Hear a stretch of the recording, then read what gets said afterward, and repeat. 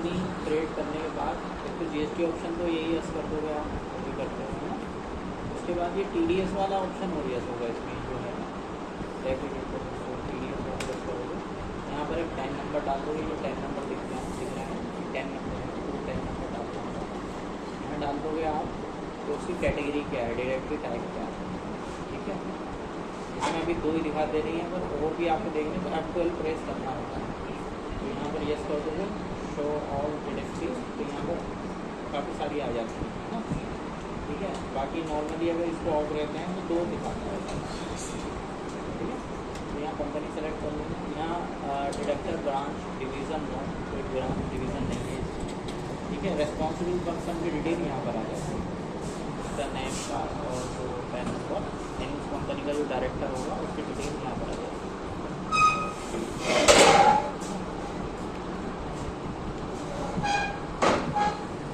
Save कर दूँगा। Save करने के बाद में सबसे पहले आपको भी लेज़र, इसमें सबसे पहले नेचर ऑफ पेमेंट क्रिएट करने हैं, टीडीएस नेचर ऑफ पेमेंट। तो कुछ मैं नेचर ऑफ पेमेंट तुम्हें जो है नोट कराए थे, नोट कर ली थी अपनी कॉपी पे, वो जो मैंने लिखवाया बोले थे कि लिख लेना, वो नोट कर लेना, वो नोट नहीं किया, ठीक है। उसमें से ये कुछ है जैसे कमीशन ऑफ प्रॉफिट, ये हमने बना दिया, कमीशन ऑफ प्रॉफिट 194H, ये अपने आप आ जाता है। इसको सेलेक्ट करते हैं, बताना 5% जो है टीडीएस इस पर कटेगा, 20% इंडिविजुअल के लिए, अदर्स के लिए भी 5% है, और विदाउट बैंक 20% मिला। इसकी थ्रेशोल्ड लिमिट है 15,000, ठीक है।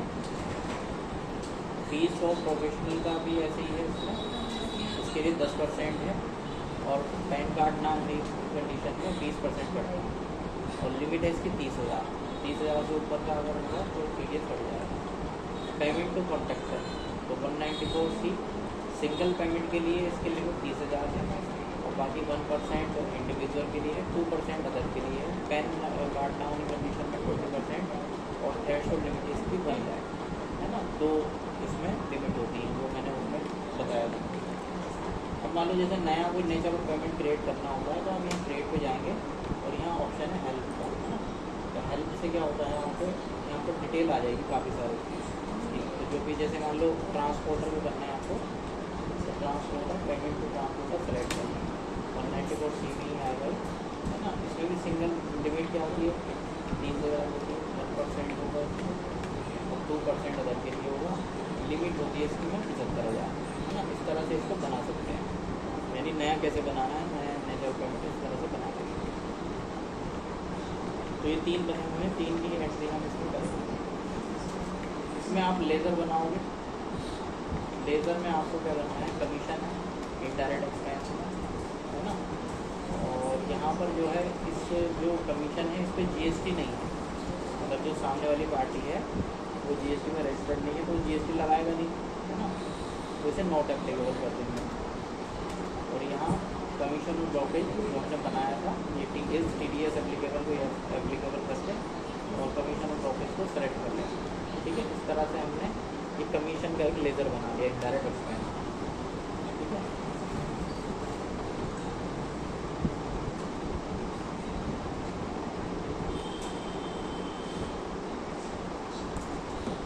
हेलो, अनरजिस्टर्ड के लिए आपको अनरजिस्टर्ड करना होगा, जैसे सामने रजिस्टर्ड होगा रजिस्टर्ड, ठीक है। तो यहाँ पर ये मान लो ये अनरजिस्टर्ड पर्सन है ना, तो अनरजिस्टर्ड पर्सन में क्या है, हमने यहाँ पर ये क्रेडिटर में डाल दिया जिसकी कमीशन है, ठीक है। यहाँ सेलेक्ट कर लेंगे इंडिविजुअल और रेजिडेंट, और डिडक्ट टीडीएस हम सेम वाउचर यस कर देंगे, ठीक। यहाँ पर पैन नंबर डाल देंगे, अनरजिस्टर्ड वाले का पैन नंबर होगा, पैन नंबर डालना है, ठीक है। और अनरजिस्टर्ड सेलेक्ट कर देंगे, यानी इस चीज़ के में अनरजिस्टर्ड, ठीक। उसके बाद में आपका जो है प्रोफेशनल फीस सर्विस का होगा, ये भी इनडायरेक्ट एक्सपेंस में रहेगा। इस पर जीएसटी रहेगा, तो इसमें जीएसटी में सेट कर देंगे, 18% जीएसटी है वो हमने सेट कर दिया, है ना। अच्छा, यहाँ पर एप्लीकेबल करेंगे टीडीएस और फीस फॉर प्रोफेशनल सर्विसेज, इसको भी इसका जो वो होगा, ये नाम सेट्स हैं, ये क्रिएटर है और ये इंडिविजुअल है, ठीक है। इंडिविजुअल होगा पैन नंबर से पता लग जाता है, पैन नंबर की लिस्ट दी थी मैंने आपको, आपको वहाँ से पता लग जाता है कि कौन इंडिविजुअल है, कौन कंपनी है, कौन क्या है ना। तो यहाँ पैन नंबर और GST नंबर डाल दिया हमने। इसके अलावा ये हो गया। फिर जो है एक आपका वर्क कॉन्ट्रैक्ट सर्विस का है। वर्क कॉन्ट्रैक्ट सर्विस में भी आपका GST यस रहेगा और यहाँ पर 12% आपका जो है यहाँ पर हमने वर्क कॉन्ट्रैक्ट सर्विस में GST सेट कर दिया है ना। और यहाँ पेमेंट टू कॉन्ट्रैक्टर ये सेलेक्ट कर देंगे, पेमेंट टू कॉन्ट्रैक्टर। इसका जो क्रेडिटर है डिलीशिया फूड्स, ये कंपनी है, ठीक है। कंपनी में सेलेक्ट कर देंगे और यहाँ पर पैन नंबर डाल दिया हमने और GST नंबर डाल दिया। इसके अलावा इनपुट CGST HST वगैरह को ये आपको लेकर बनाना है। इसमें TDS नॉट एप्लीकेबल बनेगा। TDS को आप इसमें मतलब वैसे तो आप जैसे बनाते हो बनाओगे, लेकिन TDS का जो ऑप्शन आएगा इसमें नॉट एप्लीकेबल रखना है। इसी तरह से CGST बन जाएगा, इस तरह से HST बन जाएगा। कुछ इसमें आपके TDS के लेज़र बनेंगे, जैसे जो कमीशन का है वो 194H आएगा। 194H सेक्शन होता है उसका। TDS under section 194H duties and taxes, commission और प्रॉफिट, ये सेलेक्ट कर लिया। ये TDS का लेज़र हमने बना दिया कमीशन और प्रॉफिट के लिए। दूसरा है ये 194J duties and taxes, fees professional service है ना, इसके लिए बना दिया। तीसरा ये 194C, ये पेमेंट टू कॉन्ट्रैक्टर के लिए है, है ना। तो 3 हमने ये TDS के लेज़र भी बना दिए। ये सारे लेज़र बन गए। अब हमें इसमें एंट्री करनी है ना। तो यहाँ सबसे पहले हम कमीशन की एंट्री करेंगे। अब कमीशन क्या है कि जो कमीशन हम पेड कर रहे हैं उसमें कोई सामने वाली पार्टी को भी GST में रजिस्टर्ड नहीं है तो टैक्स लगा के नहीं देगा हमें, है ना। तो टैक्स लगाएगा नहीं, तो उसके लिए हम वो एंट्री जनरल में कर सकते हैं। जनरल में हम NC एंट्री कर सकते हैं जिसमें टैक्स नहीं लगता है, ठीक है। या तो जैसे रिवर्स आपकी हो या आपकी उसमें टैक्स नहीं हो। तो यहाँ हम जो है डेबिट करेंगे कमीशन को, ठीक। अब कमीशन की लिमिट कितनी थी? 15,000 थी, है ना। तो हम इसकी 25,000 कमीशन की लिमिट कर लेते हैं, मतलब इसमें अमाउंट आती है 25, ताकि TDS काट लें। क्या करेंगे यहाँ पर एंटर करेंगे और यहाँ पार्टी सेलेक्ट कर लेंगे, URT पर्सन, अनरजिस्टर्ड पर्सन, है ना। तो देखो इसने जो है ये अपने आप कम कर दिए अमाउंट, है ना। 23,450 क्रेडिट में न्यू रेफरेंस रखते हुए 1250 में TDS काट दिया 5%। और नीचे आ जाएगा ये TDS 194H यानी कमीशन वाला। इसके आगे आप ये भी देख सकते हो TDS और कमीशन ये देख सकते हो, सेक्शन नहीं दिख रहा। तो ये आपका जो है इसमें एक एंट्री हो गई आपकी, है ना। TDS के अपने आप काट लो। अब TDS जैसे ही वो काटता है तो आप इसको रिपोर्ट में दे सकते हो, स्टेटमेंट रिपोर्ट TDS और 26 को यहाँ पर 25,000 जो है 25,000 की देखो ये वो दिखा रहा है वैसे जिसपे TDS काटा गया है।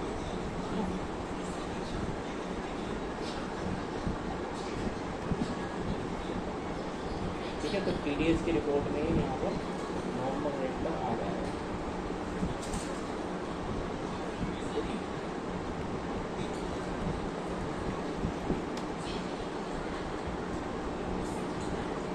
तो ये आपकी एंट्री होगी। दूसरी एंट्री आपकी प्रोफेशनल सर्विस से रिलेटेड है, तो आप जो है वो एंट्री उस पर टैक्स भी लग के आएगा तो उस एंट्री को परचेज में कर लो। उसका बिल आएगा तो बिल नंबर डाल दोगे आप और यहाँ पर नाम एसोसिएट जो प्रोफेशनल सर्विस वाला है उसे हम सेलेक्ट कर लेंगे। यहाँ पर सेलेक्ट करने के बाद यहाँ सेलेक्ट करेंगे प्रोफेशनल सर्विस। तो प्रोफेशनल सर्विस में कितनी लिमिट थी आपकी? 30,000 की थी, इसमें आप 55,000 डाल दो, है ना। उसके बाद इस पर टैक्स लगा दो, टैक्स भी लगाएगा किसी को इसको, ये काम होगा सब बाहर गई है तो IGST लग जाएगा इसको। उसके बाद इस पर यहाँ पर आप TDS सेलेक्ट कर लो। TDS कौन सा आएगा ना 194J, तो यहाँ सेलेक्ट करोगे तो ये आपका TDS काट देगा, तो माइनस में दिखा दो उसका, है ना। तो यहाँ पर इतना टैक्स कट जाएगा। तरह से ये एंट्री हो गया। तो ये एंट्री हो जाएगी तो ये भी आपकी डिटेल आपकी TDS रिपोर्ट में यहाँ पर दिख जाएगी। मतलब 2 एंट्री आ गई यहाँ पर आपकी, एक तो नाम की और एक अंडरस्टैंड परसेंट।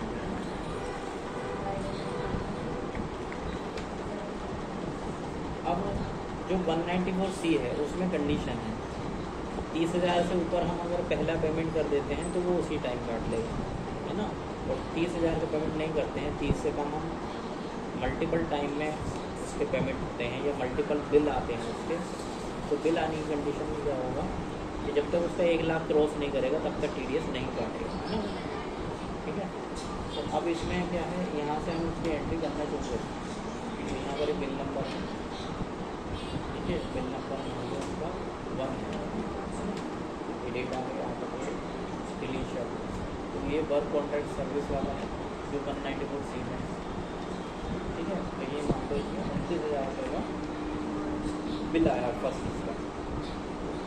तो ये आपका इनको CGST लग गया, इनको HGST लग गया, है ना। यहाँ पर अगर आप TDS काटोगे तो TDS नहीं कटेगा क्योंकि अभी लिमिट ऑफ की क्रॉस नहीं है ना। तो आप ऐसे ही इसमें सेव कर सकते हैं। बिल नंबर 0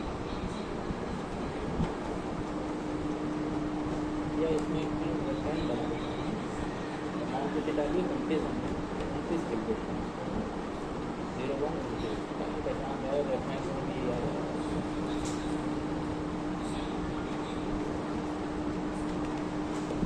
29 का मतलब होगा कि आपने 29,000 रुपये की एंट्री की है।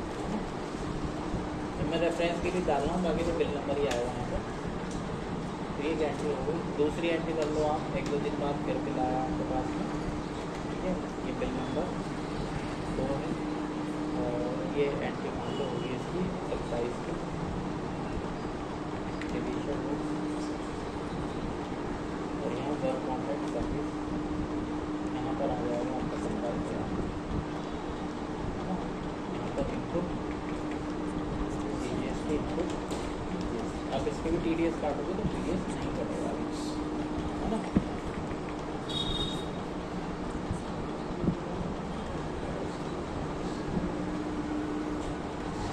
ठीक है।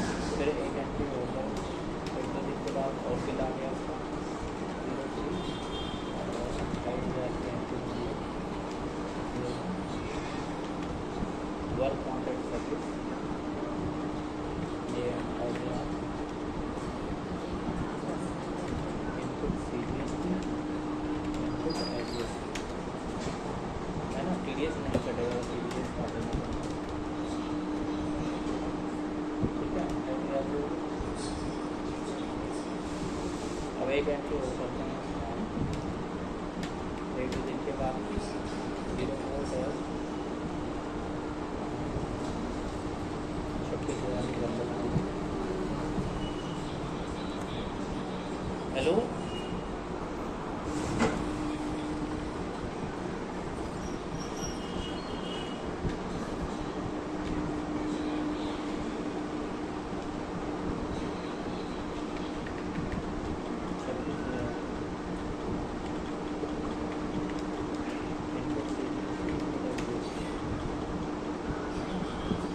देखो यहाँ पर हम कंटिन्यू एंट्री करते चले जा रहे हैं ना। तो यहाँ पर क्या होगा, यहाँ पर देखो अब इसमें मैसेज दे दिया। अब ये मैसेज क्यों आया, क्योंकि 1 लाख से क्रॉस कर गई यहाँ पे अमाउंट, है ना। तो ये कह रहा है this is not deducted for the previous bill, मतलब पुराने बिल पे आपने TDS डिडक्ट नहीं किया। Do you want to deduct now, क्या आप करना चाहते हैं, ठीक है। तो ये मैसेज दे रहा है आपको कि आपकी लिमिट क्रॉस हो गई। तो अब आप TDS इसका जो है काटना चाहते हैं तो इसको यस कर दो, है ना, यस कर दो, ठीक है। और ये जो भी होगा इसमें इस पार्टी के सारे वो काट देगा। एक परचेज की तो अलग होगी और ये अलग आ जाएगी इसके अंदर, है ना, ये अलग होगी। इसमें ये अमाउंट है अलग अलग इसकी 520, 580, 540, 560, 520, 580, 540, 560, है ना। तो 2204 एंट्री है, ठीक है। तो 520 की इसकी है 26,000 और 580 है 27 की, 560 28 की। तो यहाँ पर हम इसको अगेंस्ट करेंगे। तो अब हमें ये देखना है सबसे ज़्यादा कितनी थी, एंड पे हमने नीचे नोट कर ली 580, यानी ये 32,000 की, है ना। तो जो अमाउंट इसकी ज़्यादा है उसकी 32,480, फिर इसके 32,000 हमने रेफरेंस दिया था 29 वाले का, है ना, ये रेफरेंस दिया था 32,000 की कितनी है 580, उसमें उस बिल पे 580 का था। फिर अगेंस्ट बिल कितना है 560, 560 यानी 28,000 वाले का, है ना। तो यहाँ पे 28 सेलेक्ट कर लेंगे 560, ठीक है। और उसके बाद में है 540 यानी 27,000 है ना, 27,000 वाले 540। उसके बाद ये लास्ट यही रहा 520। तो इस तरह से हर बिल के अगेंस्ट हम TDS को एडजस्ट करेंगे। यहाँ से ये सेव हो, ठीक है। ये सेव करने के बाद ये एंट्री आपकी चली जाएंगी यहाँ पर। तो सारी जो लिमिट क्रॉस हुई है वो शुरू से लेके आखिर तक, अब उसने एक बार में ही TDS काट दिया। 26 में देखेंगे कोई डिटेल आ जाएगी, तो डिलीट का जितनी एंट्री होंगी ये एंट्री है सारी सारी वो उसने यहाँ पर दिखाई, 4 एंट्री है, 4 पर TDS काट दिया, है ना। 1,10,000 हो गए टोटल कुल मिला के वैल्यू होती है, ठीक है। तो ये जो TDS जैसे काटते हैं आपको ये आ जाती है वैल्यू बैलेंस शीट नंबर आई, यहाँ पर ये आपका ITS है, इनपुट GST का आ गया। अभी हम बात कर रहे हैं खाली TDS की। तो ये TDS आपको डिपॉजिट कराना पड़ेगा, जमा कराना है।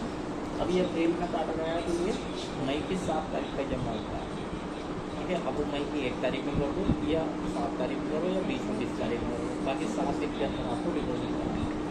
तो ये मान लो हमने 5 मई को जो है डिपॉजिट कराना है, 5 मई हमने सेलेक्ट कर लिया। ऑटो बिल सेलेक्ट कर लेंगे यहाँ पर TDS 1 अप्रैल से 30 अप्रैल तक, 194C पेमेंट को कंडक्टर और ठीक है। कैश वैसे बैंक से होगा पेमेंट, कैश में सेलेक्ट कर लें। तो यहाँ पर हम ये सारी एंट्री अपने आप आ जाएंगे, कितना हमारा वो टैक्स का बना। ये हमने खाली 194C सेलेक्ट किया है, लेकिन हम इस तरह से सबको ले लेते हैं। तो हम क्या करेंगे TDS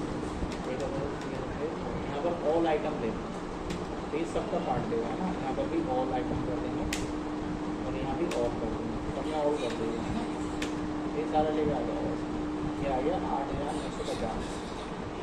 ये TDS हम इसका जमा करा, ठीक है। ये डिपॉजिट हो जाएगा तो ये 0 हो जाता है, 0 हो जाएगा यहाँ कैश में जमा करा, ठीक है। तो ये इस तरह से आपकी एंट्री हो जाएगी। बस इतना ही है, इतना करोगे बस, ओपन कर दो।